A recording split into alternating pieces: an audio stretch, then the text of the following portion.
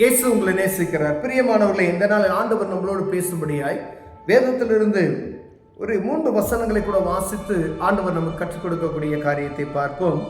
அது அப்போஸ்தலனாகிய பவுல் கலாத்தியருக்கு எழுதின நிருபம் 1வது அதிகாரம் 6வது வசனம் எப்படியாக சொல்லுகிறது. 7வது வசனம் 8வது வசனம். உங்களை கிறிஸ்துவின் கிருபையினாலே அழைத்தவரை நீங்கள் இவ்வளவு சீக்கிரமாய் விட்டு வேறொரு சுவிசேஷத்துக்கு திரும்புகிறதை பற்றி நான் ஆச்சரியப்படுகிறேன். வேறொரு சுவிசேஷம் இல்லையே. சிலர் உங்களை கலகப்படுத்தி கிறிஸ்துவினுடைய சுவிசேஷத்தை புரட்ட மனதாய் இருக்கிறதை அல்லாமல் வேறல்ல. நாங்கள் உங்களுக்கு பிரசங்கித்ததை அல்லாமல் நாங்களாவது வானத்திலிருந்து வருகிற ஒரு தூதனாவது வேறொரு சுவிசேஷத்தை உங்களுக்கு பிரசங்கித்தால் அவன் சபிக்கப்பட்டவனாய் இருக்க கடவன். வேத புத்தகத்துல என்ன எழுதி இருக்கிறதோ அதுதான். இந்த வேத புத்தகத்துக்கு மாறாக பேசப்படுகிற ஒரு வானத்திலிருந்து ஒரு தூதனே வந்து அது பிரசங்கம் செய்தாலும் அவன் சபிக்கப்பட்டவனாய் இருப்பான் என்று வேதம் சொல்லுகிறது. பிரியமானவர்களே, ஒரு வார்த்தை கூட்டினாலும் சரி, ஒரு வார்த்தை குறைத்தாலும் சரி, கடைசி வெளிப்படுத்த விசேஷம் கடைசியில் எழுதப்பட்டு இருக்கிறது. இந்த புத்தகத்தில் எழுதப்பட்ட வேறொரு வார்த்தையை கூட்டியோ குறைத்தோ சொன்னால் அவர்கள் சபிக்கப்பட்டு இருப்பார்கள் என்று ஆண்டவர் வாழ்க்கையில் நியாய தீர்ப்பை உண்டாக்குவார் என்று. அதே போல நம்ம அறிந்து கொண்ட சுவிசேஷம், நமக்கு கற்றுக் கொடுத்த சுவிசேஷம், இந்த வேதத்தை வாசித்து நாம் அறிந்து கொண்ட சுவிசேஷம் அல்லாமல் வேறொரு சுவிசேஷம் இல்லை. ரட்சிப்பின் அனுபவத்தை பெற்றுக் கொண்டிருக்கிற நாம், இயேசு கிறிஸ்துவே சொந்த ரட்சகர் என்று ஏற்றுக்கொண்டிருக்கிற நாம், பாவ மன்னிப்பு நிச்சயத்தை பெற்றிருக்கிற நாம், இயேசு கிறிஸ்துவின் ரத்தத்தினால் மீட்டுக் கொண்டிருக்கிற நாம் அநேக நேரங்களில் வழி மாறி போகிறதை நாம் பார்க்க முடிகிறது. பிரியமானவர்கள், கிறிஸ்தவர்கள் என்று சொல்லுகிறோம். ஆனா இங்கு சொல்லப்பட பவுல் சொல்றார் பாருங்க, வேறொரு சுவிசேஷம் இல்லையே. இவ்வளவு சீக்கிரத்தை உங்க இருதயம் திருப்புவதற்கு, கலகப்படுத்துகிறதுக்கு ஒரு அநேக ஜனங்கள் புறப்பட்டு இருக்கிறார்கள் என்று. ஒண்ணு, ஆண்டவருடைய நாமத்தை சரியா போதிக்காம இருப்பாங்க.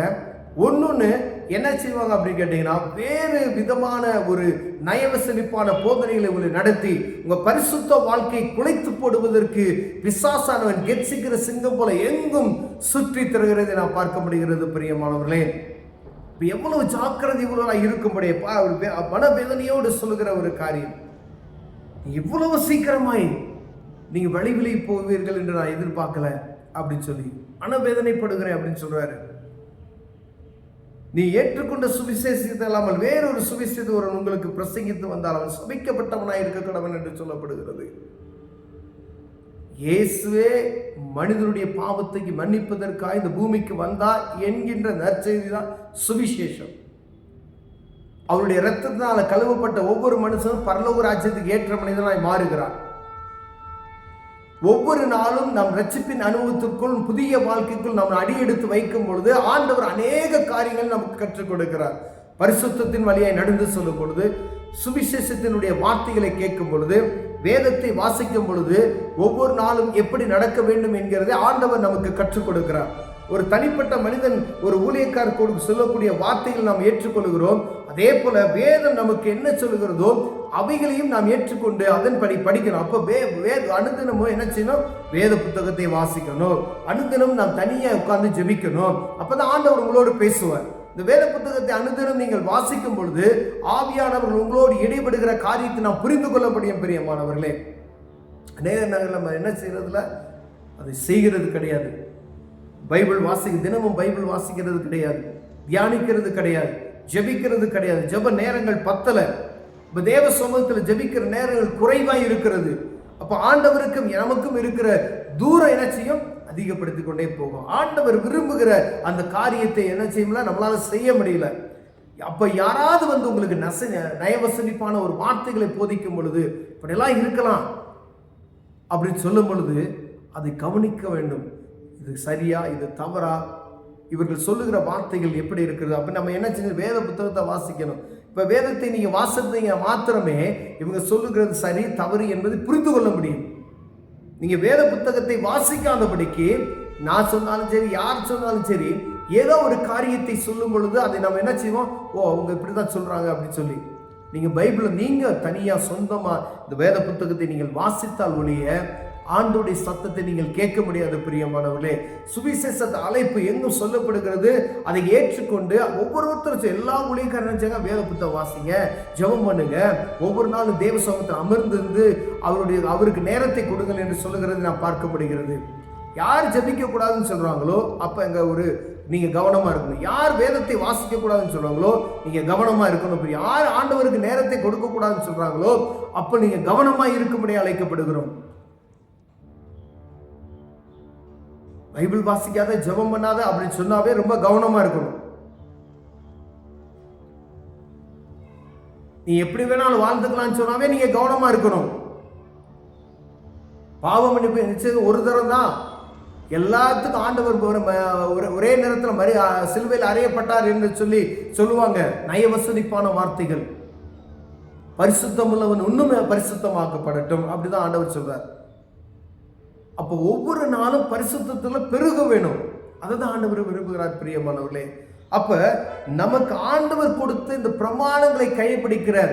இயேசு கிறிஸ்துவின் இரத்தம் சகல பாவங்களை நீக்கி நம்மை சுத்திகரிக்கும். 2025 வருடங்களுக்கு முன்பதாய் ஒவ்வொரு மனிதனுக்காக இயேசு கிறிஸ்து இந்த பூமியில மனுக்குலமாய் வந்தார். மனிதனை உருவம் எடுத்து அவர் மனுக்குலத்திற்காய் நம்முடைய பாவத்துக்காய் அவர் சிலுவையில் அடிக்கப்பட்டார், மரணித்து 3ஆம் நாள் ஜீவனோடு எழுந்தார் என்பதை அறிவிப்பே சுவிசேஷம். இதை நாம் அறிந்திருக்க வேண்டும். இதை மற்றவர்களுக்கு நாம் அறிவிக்கும்படியாய். இதை விட்டுட்டு வேற ஒரு சுவிசேஷத்தை யாராவது தவறாக போதித்தார்கள் என்றால் அது மாறுபாடான சுவிசேஷம். பிதா, குமாரன், பரிசுத்த ஆவிய திரியேக தேவனை நாம் வழிபடுகிறோம் பிரியமானவர்களே.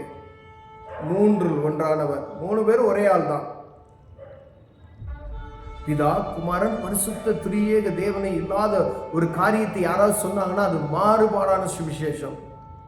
நீ எப்படி வேணா வாழ்ந்துக்கிறான மாறுபாடான சுவிசேஷம். நீ ஜெபம் பண்ணாதன்னு சொன்னா மாறுபாடான சுவிசேஷம். நீங்க வேதம் வாசிக்க தேவையில்லை அப்படின்னா மாறுபாடான சுவிசேஷம். நீங்க தனியா உட்கார்ந்து தேவ சமூகத்துல ஜெபம் பண்ணி வேதம் வாசிக்கணும், குடும்பமாய் ஜெபம் செய்யணும். ஆண்டவர் அதை தான் விரும்புகிறார். ஆண்டவர் அப்பதான் உங்ககிட்ட பேசுவார். யாரோ ஒரு நாள் சொன்னாங்க, நான் பேசுறதை கேட்டுட்டு நான் போயிட்டு அப்படியே நான் உலகத்தின் காரியத்தில் நடப்போமே, ஆனால் ஆண்டவர் ஆசீர்வதிக்கவே முடியாது. அப்போ ஒவ்வொரு நாளும் நீங்க வேத புத்தகத்தை வாசிக்கணும். ஆண்டவர் அதை தான் விரும்புகிறார்.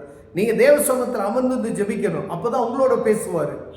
இதை தான் ஆண்டவர் விரும்புகிறார். ஒருவேளை இதில் நம்ம குறைவுள்ளவர்களாய் காணப்பட்டோமையானால் கர்த்தர் சமூகத்தில் கேட்போம். ஆண்டவர் நம்மளை ஆசீர்வதிக்க வல்லமையுள்ளவராக இருக்கிறார். அன்பின் தகப்பனே, சுவிசேஷத்துக்கு மாறாக வேறொரு காரியம் எங்களுக்கு யாராவது போதிக்கப்பட்டால் அதை அறிந்து கொள்வதற்கு வேதத்தை அனுதினம் வாசிகளுக்கு கிருபை பாராட்டு. இயேசுவின் நாமத்தில் பிதாவே, ஆமென்.